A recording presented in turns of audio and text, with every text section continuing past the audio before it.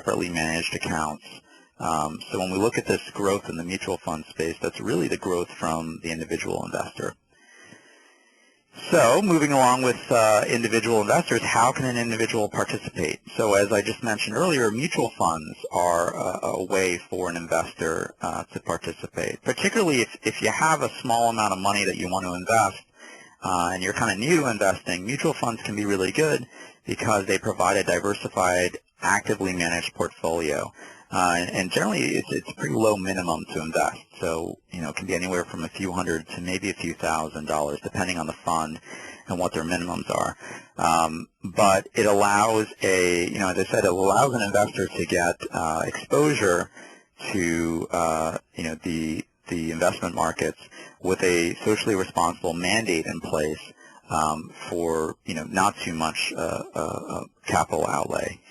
Another approach is through ETFs, which are exchange-traded funds, and they're similar to mutual funds in the sense that the investor gets a diversified portfolio, but the portfolio is actually passively managed, meaning that there isn't a manager buying and selling stocks. There is a fixed portfolio that tracks an index. So with this approach, the fees tend to be lower, and there's actually some tax advantages to investing with ETFs. But the negative is that there isn't an actual manager in there making an investment decision. So if markets move a lot or if certain types of stocks fall out of favor, you're kind of stuck with them if you've invested this way. So generally we recommend a mix of both, and we can talk more about that as we move along.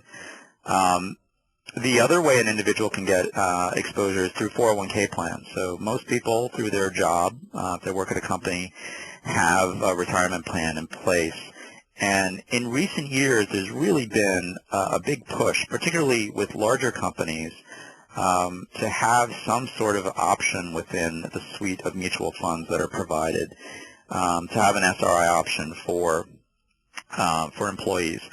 So if there isn't one, it's a good idea to speak with your administrator or have your financial advisor, or if you don't have a financial advisor, that's something we do. We speak with companies and we help provide options, either providing SRI options within their existing retirement plan or suggesting other plans that provide socially responsible investment options.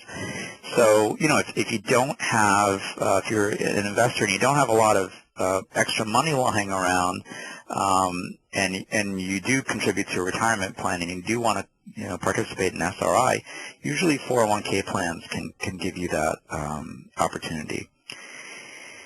So when we look at socially responsible investing, we want to make it clear that the old rules of investing apply. So we don't think, we don't mean that you should ignore investment fundamentals when you look at investing. You shouldn't take all of your money and put it into one solar stock per se, just because you think, wow, I really believe in solar and this is a great company and I'm going to invest in it and it's going to give me great returns. That may happen, but it is not exactly the most prudent way to invest. So when we look at the space, we recommend that clients consider all the traditional investment metrics, and some of those I've listed here, like diversification. You want to make sure that you're diversified over many different types of investments, not only stocks, but it's good to have bonds. It's good to have cash, CDs. And when we look at stocks, it's good to be invested in many different types of companies and many different sizes of companies. You just don't want to be invested in these very small companies. It's good to have exposure to large companies as well. So when an individual looks at SRI investing, it's important to also consider the fact that you want to be diversified. So mutual funds are a good way to be diversified, but you don't want to necessarily just invest in one mutual fund as well. You want to be diversified across several. Risk tolerance is also very important. Risk tolerance is essentially looking at an investor's tolerance for risk, basically. When they invest in the markets, certain types of investments carry more risk than others. So if you're, if you're more on the conservative side of things, let's say you're an older investor and you're getting ready to retire, you don't want to necessarily invest in a high-risk type investment like, let's say, an individual stock. You want to be more on the conservative side of things. And the same holds true for a younger investor. You don't necessarily want to be too conservative. You want to, as a younger investor, you have more ability to take on risk because your investment time horizon, which I'll get to, is longer. So you can afford to move with the market cycles. And when we talk about time horizon, really all that is looking at how much time you have until you're going to need access to your investment. So when we look at 401k plans, really it's when you retire. But if you're going to invest outside of a 401k plan, you want to look at when you may need access to the money. So let's say you're saving to buy an apartment or a house, or you're saving for a college fund, to fund college for a child, or even if you're just saving for a vacation or something like that. You want to get a sense of when you're going to need access to the money. So if your investment time horizon is a year or two, you really don't want to end up taking on too much risk in your investment portfolio. But if your time horizon is, say, 20 or 30 years, you can afford to take on more risk. So time horizon is actually very important when you consider which investments you're going to choose.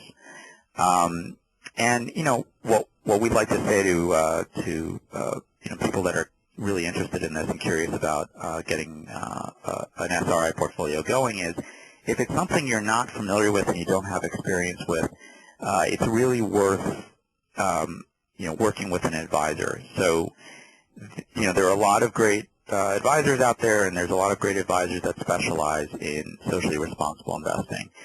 So, we recommend that a prospective investor, talks with a few different advisors, find someone that you connect with, that you can work well with, that you feel like has a good sense of what exactly you're looking for in your investments, and then be engaged in watching your investments and making sure that they're performing the way they should be, and you're not taking on too much risk than you should be.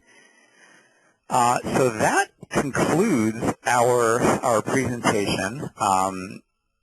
We've got some terms and conditions here, which basically lets you know that the purpose of this presentation was, really more informational, educational than actually providing you with investment advice. Like I just said, before you actually take take a position in any sort of investment portfolio, do your due diligence, do your research, and if you feel like you don't have a handle on things, contact a professional advisor. We've got here our contact information. As I said earlier, we're based in New York. Here's our phone number, our email, and our website. If you'd like to speak to us about socially responsible investing and about our views and how we work, feel free to give us a call or drop us an email. And going forward, we will be posting these webinars on our YouTube page. So if you want to give this webinar another view, you can log online on YouTube and just search for WSQ Capital, and you will see our this one and another one we posted, and we'll be posting more in the future.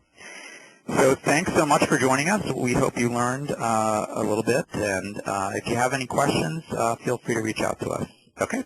Take care. Bye.